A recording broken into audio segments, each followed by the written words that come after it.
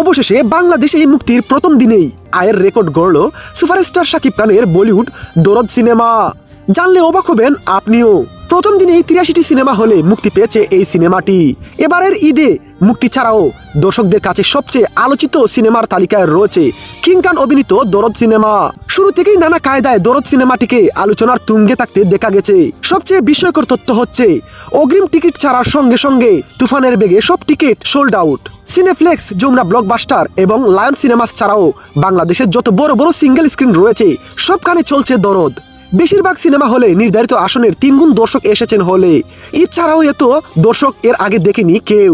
ঈদ ছাড়াও যে সুপারস্টার শাকিব খানের ছবি চলে, এটা বলতে গেলে শাকিব খানের জন্য বড় একটি রেকর্ড। তবে মুক্তির প্রথম দিনে শুক্রবার 15 নভেম্বর ঠিক কত আয় করেছে দরদ? ঈদ ছাড়া সিনেপ্লেক্সে আয় করেছে মোট 30,68,000।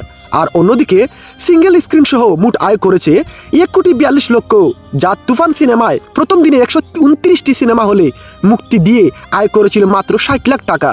তাহলে বুঝতেই পারছেন প্রিয়তম তুফান শাকিব খানের দরদের দ্বারে কাছেও নেই। কিন্তু এখনো আনুষ্ঠানিকভাবে 21টি দেশে আয়ের তথ্য এখনো জানা যায়নি।